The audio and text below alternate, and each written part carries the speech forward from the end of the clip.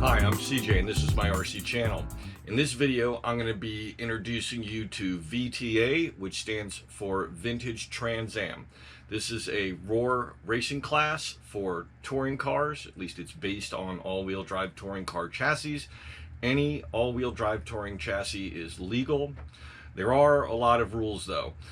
You have to run a ROAR approved 25.5 turn motor, and as you may know, that's on the slower side of motors, but that's kind of the goal, is to make this a slower, mellower kind of class and more of a level playing field. You're limited to 2S batteries, 6,000 milliamp max capacity, 5 millimeter minimum ride height. So on carpet tracks, you can't go below 5 millimeters, front or rear. Outdoor on asphalt, you'll probably want to go a little higher anyway, just because of debris. And then aside from the motor, the ESC needs to be a ROAR approved Blinky type, or running the Blinky software. And you have to run a 60s or 70s style body. There's a list of them available on the ROAR rules site, and this is one of them. This is the 1971 Camaro Z28, the Shark Nose. It's one of my favorites.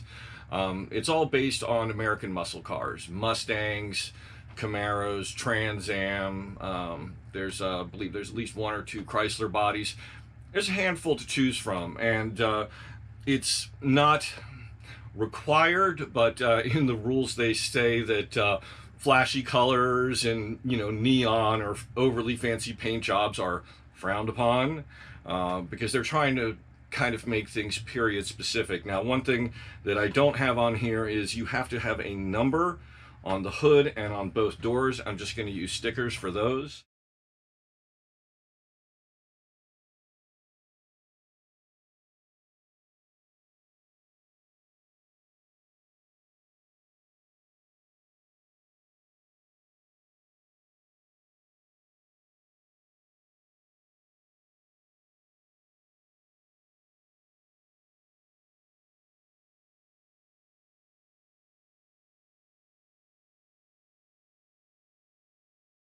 I just went ahead and did a simple orange-white striped paint job, put on the stickers that came with the car, and again, a touring chassis. Now, this can be gotten into fairly inexpensively.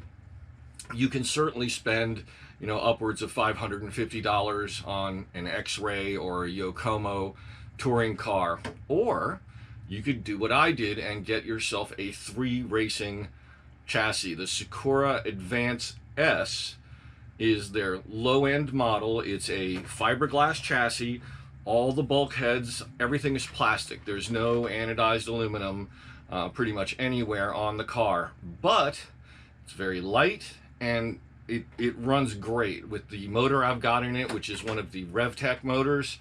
It's just outstanding. I've got some footage for you to see in a few minutes. My first time driving it, just out in the parking lot. Kind of did a little bit of a skid pad test, just driving in a circle to see whether the front end would push or the rear end would break away.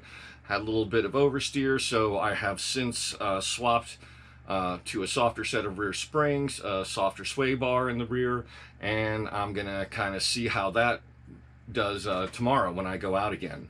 Hopefully I'll be racing this weekend, so we'll see. And I'll certainly have footage for you for that. I have a full build series coming up for you on the 3 racing chassis. If you want to spend a little more money, there have 3 touring cars. The Advance S is their least expensive at $89, which is what I went with. They have one that is around $160 and one that's around $260. The one that's $260 has all aluminum bulkheads, carbon fiber top and bottom decks. It's as high-end as you get in for what they provide or what they produce. You're certainly getting an excellent touring car with any of these. I didn't see an issue going with the all plastic parts, and the kit went together really quickly and really well. I was quite pleased, and as I mentioned, it drives great. It's really nice. I don't think I'm going to miss the anodized aluminum. There is also a weight minimum. The car must weigh in at 1,425 grams. So if you're below that, you're going to have to add weight anyway. So having the lightest, latest, greatest doesn't necessarily do you that much good. It's more important that you be able to drive well, consistently, and that you tuning your car well. You also are limited to specific wheels and tires. They have to be these Protoform tires. They're wider in the rear, slightly narrower in the front. The wheels, and they all come glued together, and that's your only option. And you're not allowed to sand them down or do any, you can, run tire compound, I'm sure, but that's about it. You can't modify the tires, and you can't use other tires. There's no compounds to choose from.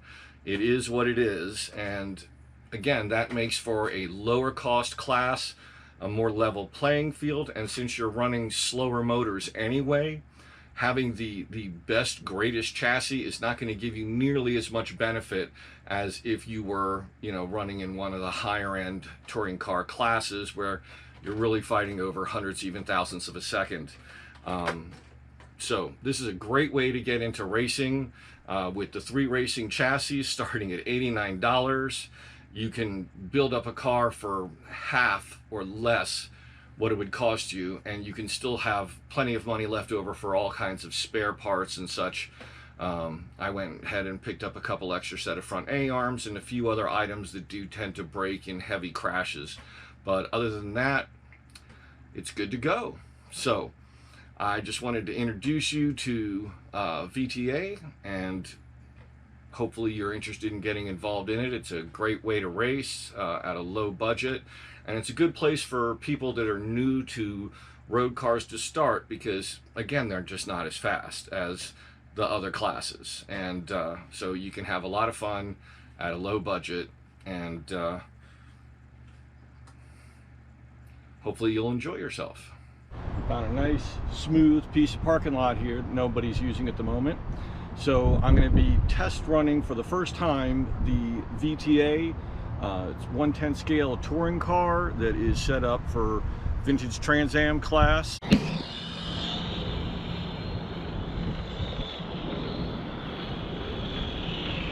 Just checking to see if it's trimmed out nice. That's pretty straight. A little bit of a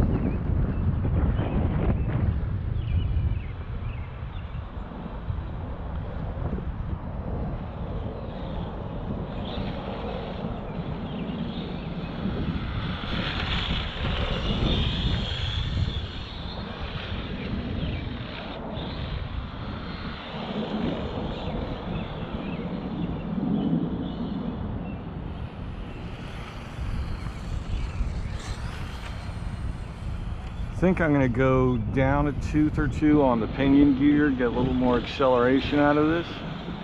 It's got plenty of top end,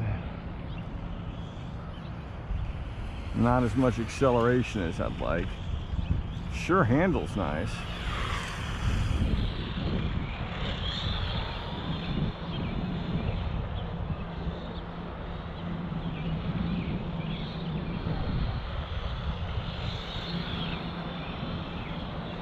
Let's kind of do a little circle here and see if it, yeah, it's a little oversteer happy.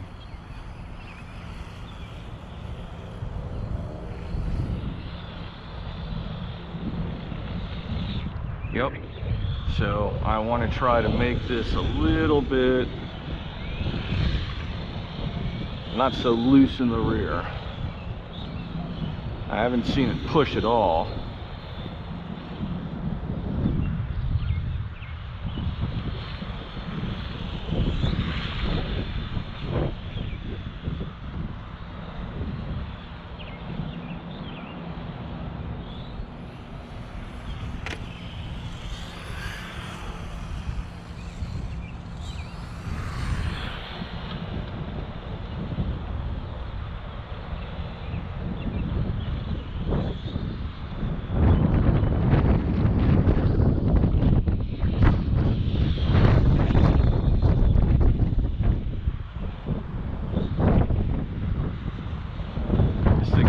Great.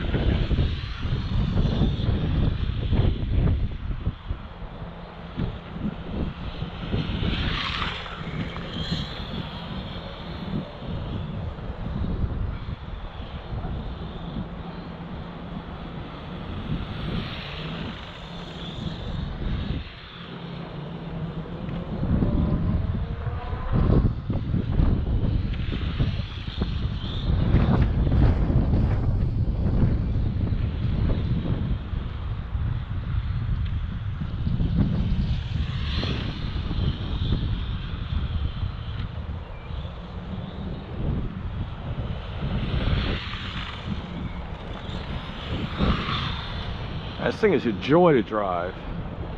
And aside from a little throttle induced oversteer,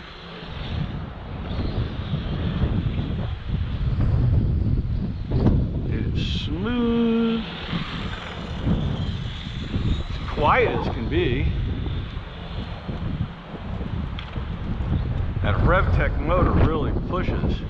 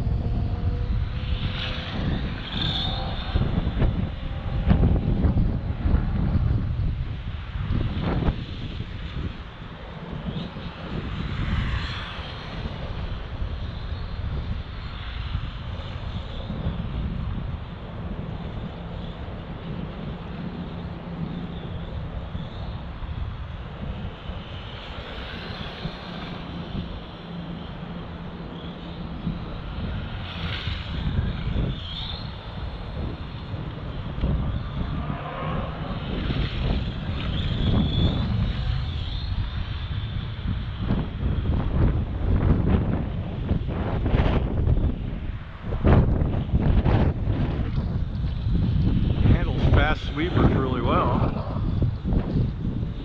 That's full throttle. It's definitely pushing the rear.